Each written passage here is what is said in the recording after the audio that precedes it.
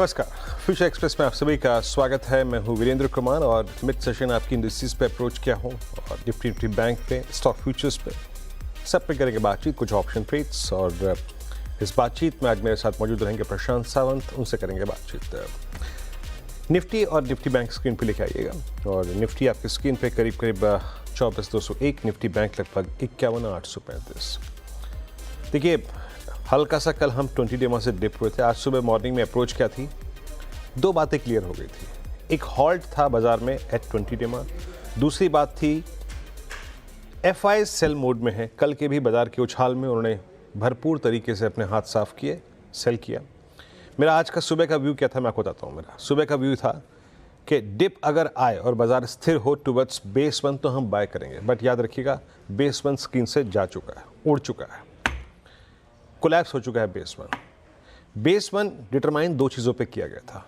पहला, जिसके पार होने पर कल की कल तेज़ी आई थी, कल 10 डे में पार हुआ तो तेज़ी आई थी, वो लेवल बाजार ने तोड़ दिया, एक रत्ती भर की रिस्पेक्ट नहीं दी। दूसरा था 24,300 का पुट राइटर, उसको भी रत्ती भर रिस्पेक्ट नहीं मिली। और मैंने जो तीसरी टर्म लिखी थी यहाँ पर कि इफ़ वी वायलेट्स 24200, अगर हम तोड़ते हैं तो अ कोलैप्स इज पॉसिबल।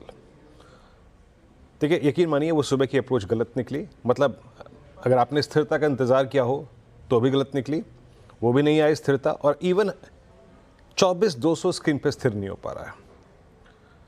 तो फ्रेंकली स्पीकिंग आज का दिन मेरे को स्पेशली लग रहा है कि इंडेक्स से भिड़ने की ज़रूरत नहीं है, क्योंकि इंडेक्स आज जो है वो क्लियरली एक रिफ्लेक्शन ये दे रहा है कि एफआईज ने आज पुरजोर तरीके से classical 20 day exponential moving average reversal को फाइनेंस किया है।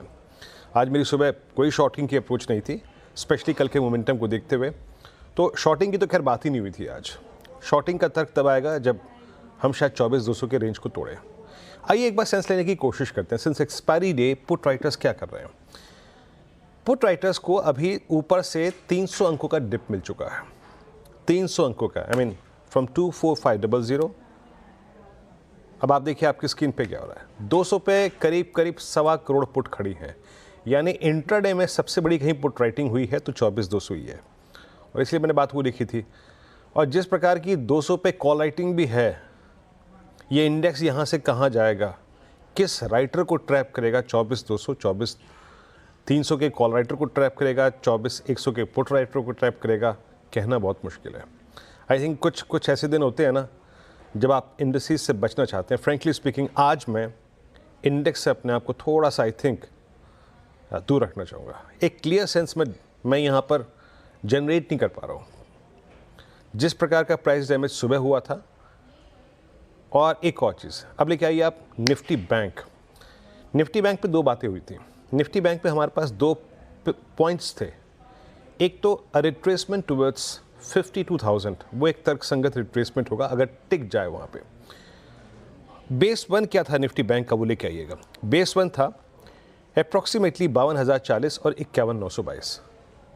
उसके पीछे कारण था आपका पुट राइटर्स। और दूसरा जो बेस है ना, याद रखिएगा, वो है पुट राइटर्स के साथ साथ आपके 3 एवरेजेस का जोन 10, 20, 50। ये भी आज कोलैप्स हो रहा है। और ये उसको होल्ड कर जाए नहीं होल्ड कर जाए, आइए एक बार सेंस लेने की कोशिश करते हैं। Since it's not expiry day for Nifty bank, आइए जो मुक्त पुट राइटर्स और कॉल राइटर्स हैं वो क्या कर रहे हैं उनका सेंस लेने की कोशिश करते हैं। आपकी स्क्रीन पे 3 कॉल्स आएंगी, 3 पुट्स आएंगी और एक बजाय इनको देखिए तो यहाँ पे 52,000 की एक बजाय कॉल देखिए आप। यहाँ पे 11 लाख शेयर बिके हैं, 51,900 पे 4 लाख, 52,200 पे 7 लाख। कॉल राइटिंग स्ट्रॉन्ग है, 52,000 की जोन पे कॉल राइटिंग है। और नीचे अगर पुट्स रीजनेबली कहीं पे आउटस्टैंडिंग वाई होल्ड करती हैं तो इट्स 51,500। मैं आज के लिए ना इंडेक्स से बचना चाहूँगा आज, स्टेट ऑफ कन्फ्यूज़न, क्योंकि ऑलरेडी एक कोलैप्स आ चुका है तो शॉर्टिंग का मतलब नहीं है। और जिस प्रकार से कॉल राइटर्स ऊपर आके बैठ गए हैं, for instance 24,200, for instance 52,000, I will avoid index. आज फ्यूचर एक्सप्रेस में मैं अपनी कमेंट्री में इंडेक्स को अवॉइड करने की राय देता हूँ। It's slightly above your expectation, आपकी उम्मीदों से ऊपर है। क्या करेगा या क्या नहीं करेगा। प्रशांत, मैं इंडेक्स को आज अवॉइड कर रहा हूँ, आपकी अप्रोच क्या है इंडेक्स पे? जी Veeru ji, very good morning, very good afternoon और सभी दर्शकों को नमस्कार। यहाँ पे मुझे लग रहा है कल जो एक स्ट्रॉन्ग अफवाह आई थी, कल और परसों के बीच एक गैप सपोर्ट है, वो रिटेस्ट हो रहा है, बट अभी तक वहां स्टेबिलिटी आई नहीं। आपने जो कहा बिल्कुल सही है, और मुझे लग रहा है यहाँ पे बट एक लॉजिकल अप्रोच के हिसाब से अगर कोई 50-60 पॉइंट की रिस्क लेना चाहे, ज्यादा बड़ी नहीं, तो 24,140 स्पॉट का स्टॉप लॉस रख के छोटी क्वांटिटी में बाय कर सकते हैं। ये हम सिर्फ इसलिए कर रहे हैं क्योंकि हम बेस के बहुत नजदीक थे। दूसरी बात है गैप सपोर्ट है, तो एक टेक्निकली लॉजिकल अप्रोच हम रख रहे हैं, और यहाँ से अगर ये टेक ऑफ हो तो रिस्क रिवॉर्ड एटलीस्ट 1:2 हो सकता है। बट क्वांटिटी जैसे मैंने कहा कम रखे, ज्यादा स्थैर्य, ज्यादा स्टेबिलिटी कब आएगी, तो एक बार हम 24,250, 260 इस जोन के ऊपर निकल जाए, तब डेफिनेटली हम फिर से एक अच्छी स्टेबिलिटी देख सकते हैं। बट फिलहाल अभी जो आपने कहा, मैं आपके साथ बिल्कुल सहमत हूँ कि क्लैरिटी दोनों ही इंडाइसेस में नहीं है, ना बैंक निफ्टी में है ना निफ्टी में है। तो सिर्फ निफ्टी में मैं एक जो बाय इनिशिएट कर रहा हूँ वो सिर्फ इसलिए कर रहा हूँ कि रिस्क कम है। 50-60 पॉइंट के स्टॉप लॉस पे अगर मैं एक लॉन्ग ले सकता हूँ और मुझे यहाँ 1:2 का रिवॉर्ड दिखे, तो मैं डेफिनेटली वो अटेम्प्ट लेना चाहूंगा। बैंक निफ्टी मेरे लिए इस लेवल पे टोटली अवॉइड जोन होगा। प्रशांत, आपके 3 ट्रेड्स? तो वीरू जी, यहाँ पे जो मेरे 3 पिक्स होंगे उसमें फर्स्ट मुझे लग रहा है कि अभी पीएसयू बैंक्स में एक बेस फॉर्म हो चुका है, अच्छी अपमूव आई थी जो रिटेस्ट हुई है, यहाँ से मुझे लग रहा है इस सेक्टर में थोड़ा टेक ऑफ आ सकता है। सो मैं सेक्टरल लीडर एसबीआई को पिक करना चाहूंगा। यहाँ पे स्टॉप लॉस में रखूंगा 840 के नीचे, 838 स्पॉट लेवल। मेरा टारगेट होगा 880 से लेकर 884। 884 इस स्टॉक के लिए बार बार एक रेजिस्टेंस रहा है, तो एक पुल बैक की तरह इस ट्रेड को प्लान कर सकते हैं। नेक्स्ट पिक अगर हम अपोलो टायर्स को देखें, तो यहाँ पे एक स्ट्रॉन्ग बेस बना हुआ, ऑलमोस्ट एक डबल ट्रिपल बॉटम का पैटर्न है, वॉल्यूम्स पे एक्यूमुलेशन दिखा रहा है। सो यहाँ पे मैं स्टॉप लॉस रखूंगा 484, 484। मेरा टारगेट होगा 510 से लेके 515, 515। और लास्ट पिक एक ब्रेकआउट केमिकल सेक्टर में अगर हम देखें, नवीन फ्लोरो, यहाँ पे मैं स्टॉप लॉस रखूंगा 3,500 स्पॉट के जस्ट नीचे। मेरा टारगेट यहाँ पे होगा 3,650, 3650। ओके, तो यहाँ पे ये 3 ट्रेड्स हो गए। देखिए, इंडेक्स को अवॉइड कीजिए, मैं तो अवॉइड कर रहा हूँ, but considering risk reward ratio and expiry day, Prashant एक कॉल रह रहे हैं, just putting in stop loss closer to I think 24,140, 24,150 एक स्टॉप लॉस रख के आप बाय कर सकते हैं।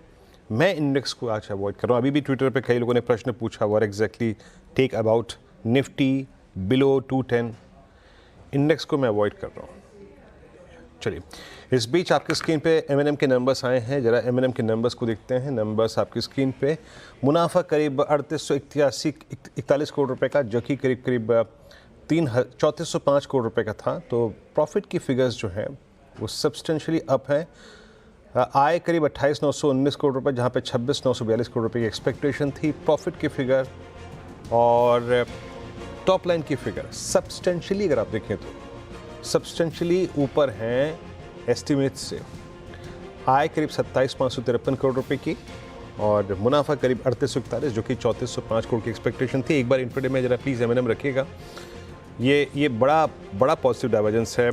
M&M याद रखिएगा, ये जो ऑटो स्पेस है ना, ऑटो बास्केट, इस अब तक का सबसे स्ट्रॉन्ग प्राइस परफॉर्मर रहा है और M&M 2912 पे इस वक्त धीरे धीरे इस नंबर पर रिएक्शन देते हुए डे हाई की तरफ आने की कोशिश करता हुआ।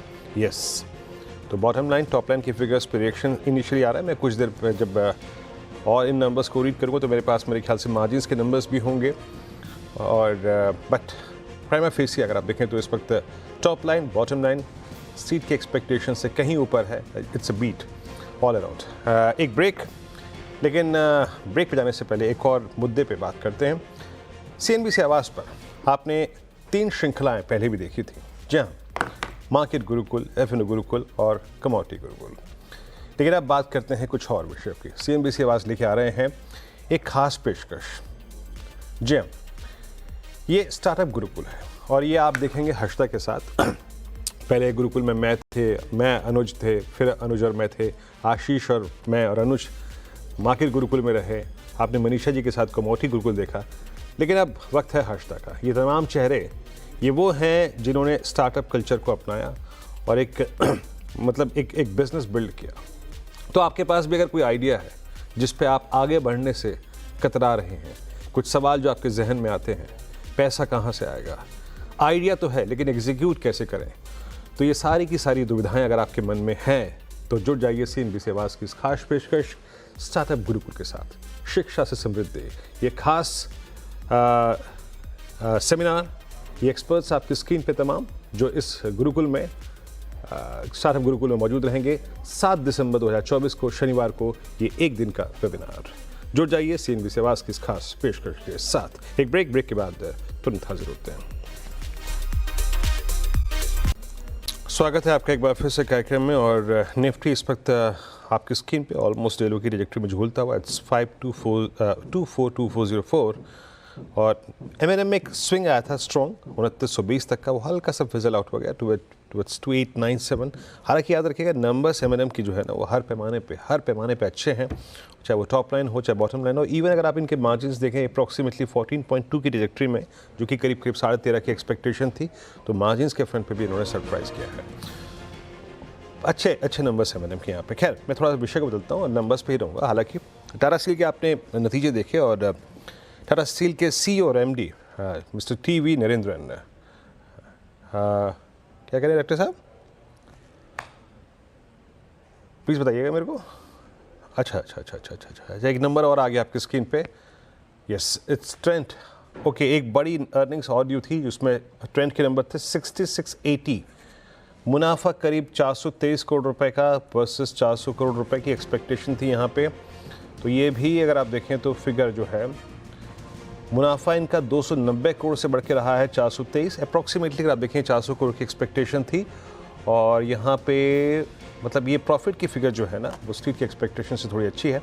याद रखिएगा ट्रेड की प्लेसमेंट बहुत नेगेटिव थी और ये स्टॉक पिछले 10 दिन में काफ़ी लिक्विडेशन यहाँ पे हुआ था। रेवेन्यू करीब इनका रहा करीब 4157 करोड़ रुपए, बट रेवेन्यू के फ्रंट पे एक स्लाइट मिस है क्योंकि 4157 करोड़ की फिगर है और करीब आप समझ लीजिएगा कि 4250 करोड़ रुपए के आसपास के एक्सपेक्टेशन थी। तो यहाँ पे टॉप लाइन स्लाइट मिस और बॉटम लाइन अगर आप देखें अब एक्सपेक्टेशन। मैं थोड़े मार्जिन्स पे आऊँगा कुछ देर में, बट मेरे ख्याल से क्या है ना, आज की तारीख में जो स्टॉक्स हैं वो किसी भी आई थिंक मिस को थोड़ा पनिश ही कर रहा है बाज़ार। ट्रेंड आपकी स्क्रीन पे, जैसे कि मैं कह भी रहा था कि काफ़ी नेगेटिवली प्लेस्ड है, एक बार स्क्रीन पे रखिएगा टिक बाय टिक चार्ट।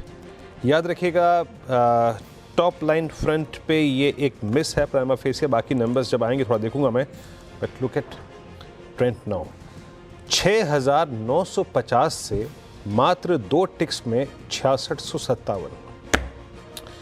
एबिटा भी मिस है, याद रखिएगा एबिटा भी इनका मिस है। एबिटा अप्रॉक्सीमेटली 641 जो कि 694 करोड़ की एक्सपेक्टेशन थी। दैट मीन्स करीब 50 करोड़ रुपए का नेगेटिव डाइवर्जेंस यहाँ पे है और करीब 6950 से 6700 इवन 6600 का मात्र 2 टिक्स में गोता लगाया इसने। मार्जिन्स 15.9, यहाँ पे करीब 30 बेसिस पॉइंट का नेगेटिव डाइवर्जेंस है वर्सेस स्ट्रीट एक्सपेक्टेशन, हमारे एक्सपेक्टेशन के मुताबिक से। तो टॉप लाइन, एबिटा मार्जिन्स, ये 3 जो हैं वो स्ट्रीट के एक्सपेक्टेशन से काफ़ी नीचे। और याद रखिएगा ये स्टॉक चला काफ़ी था, ये एक वर्टिकल राइज वाला कैंडिडेट था। इवन मैं इस प्राइस पे भी अगर आप देखो ना, ट्रेंड है 6672। 10 अक्टूबर 2023 को इसका भाव था करीब 2100 रुपये, यानी 2100 रुपये से लेकर अक्टूबर 2024 में करीब 7794, एक वर्टिकल राइज था। स्टॉक है डे लो। खैर अब एक काम करते हैं, विषय को बदलते हैं और टाटा स्टील के नंबर्स पे मेरी सहयोगी हर्षदा ने श्री TV नरेंद्रन से खास बातचीत की नंबर्स को लेकर। आइए उस बातचीत के कुछ मुख्य अंश को सुनते हैं।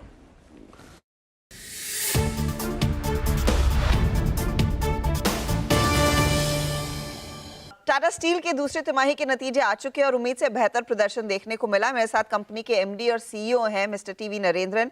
मिस्टर नरेंद्रन, इनफैक्ट प्रॉफिटेबिलिटी और EBITDA के फ्रंट पर बेटर देन एक्सपेक्टेशंस परफॉर्मेंस है, लेकिन आप लोगों ने कल प्रेजेंटेशन में कहा कि रियलाइजेशंस थोड़े से इंडिया और नेदरलैंड्स दोनों में कम हुए हैं, इसीलिए शायद EBITDA उतना ज़्यादा बेहतर नहीं है जितना शायद एक्सपेक्टेशन था।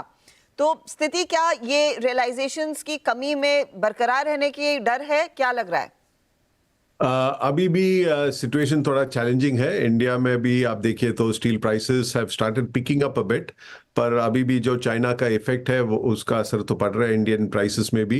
And Chinese imports and imports from other countries are also putting pressure on the steel margins in India.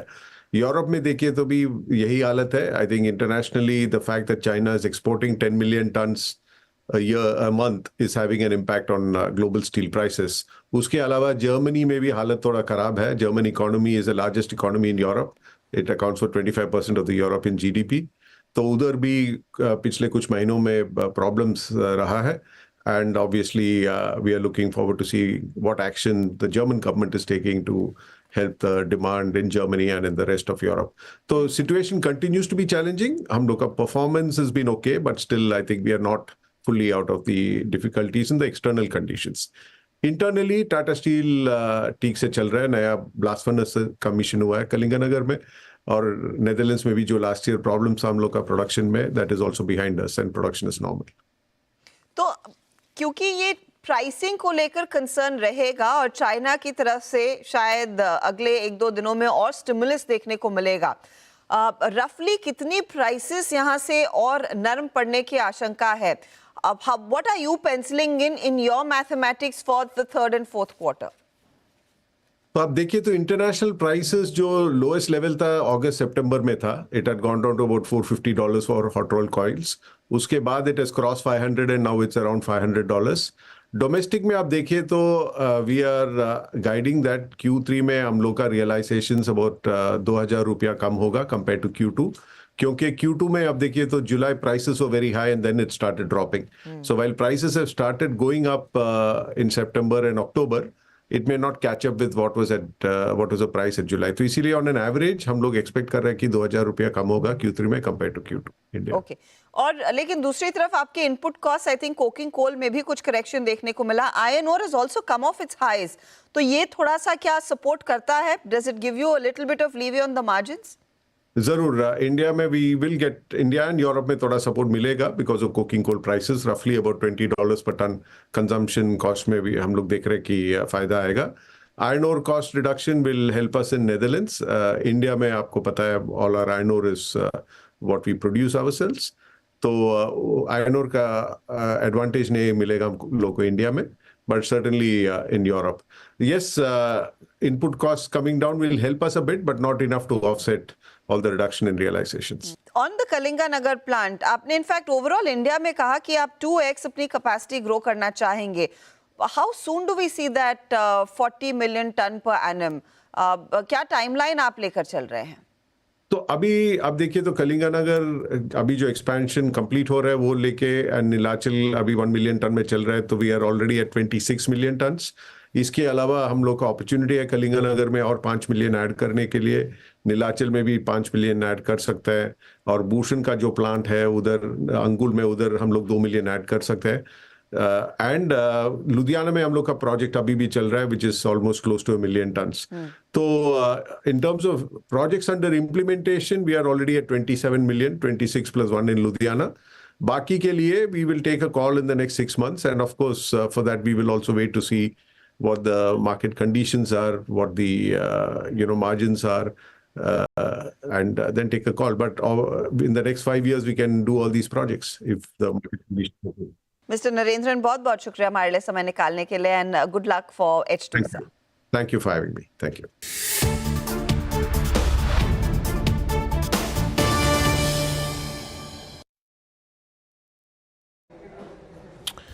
Okay तो ये आप सुन रहे थे इस इंटरेक्शन को टाटा स्टील की. अब एक काम करते हैं, एक ब्रेक लेते हैं. M&M is eight almost D high की तरफ बढ़ता हुआ, लेकिन ट्रेंड पे काफ़ी बड़ा डेंट पड़ा है. 6725 डे लो पे आगे ट्रेड करता हुआ. एक ब्रेक लेते हैं, ब्रेक के बाद जब लौटेंगे तो आज का सस्ता ऑप्शन ट्रेड छोटे से ब्रेक के बाद हाजिर होता है. स्वागत है आपका एक बार फिर से. निफ्टी थोड़ा सा 24,200 को रिस्पेक्ट दे रहा है, थोड़ा रिस्पेक्ट दे रहा है. 51,800 को निफ्टी बैंक पर. चलते एक काम करते हैं प्रशांत के पास सस्ता ऑप्शन ट्रेड के लिए. प्रशांत, क्या पिक कर रहे हैं आप?